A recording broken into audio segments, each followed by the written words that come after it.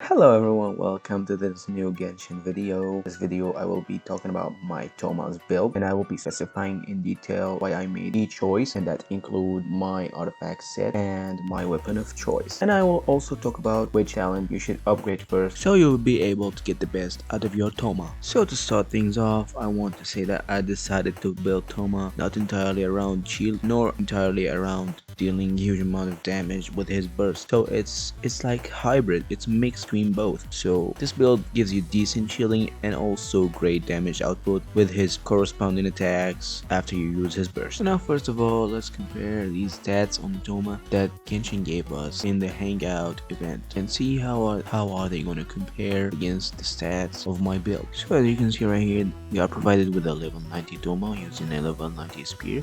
And even though my channeling here is level 80 with a level 80 weapon, I still have more HP and attack than the one in the Hangout event. So I want to say that I'm really happy with this build.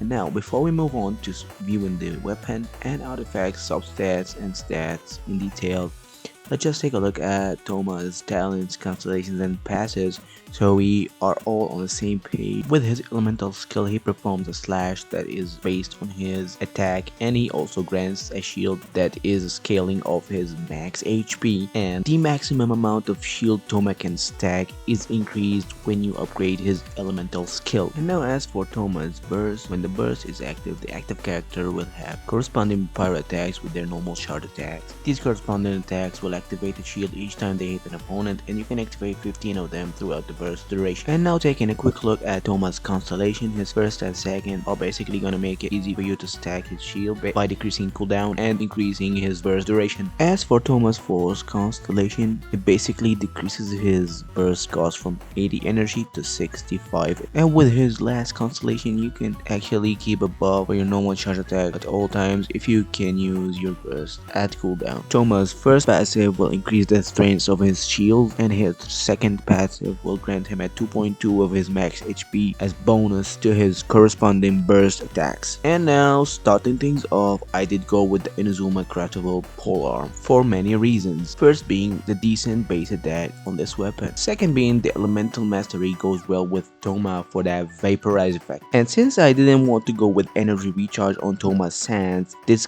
weapon can come in handy because it can regenerate energy even if the character is not on field, which is really convenient for Thoma. And now before we move on to the artifacts, I want to thank you guys for all the support, and I kindly ask you to please subscribe and leave a like. I really do need your help, guys. Thank you so much. Now for the artifacts, as you can see, I went with 2-piece Noblesse, 2-piece Melolith, and the reason for this choice is to get the strongest shield possible while having a decent damage output on Thoma's burst.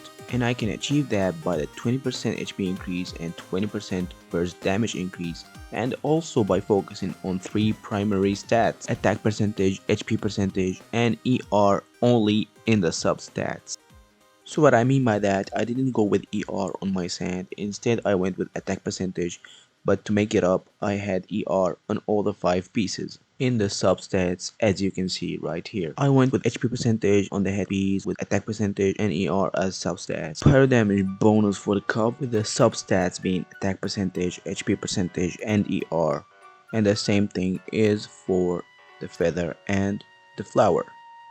So this is it for this video. I really hope you enjoyed. I just want to clarify, I am not saying that this is the only way to build Thoma.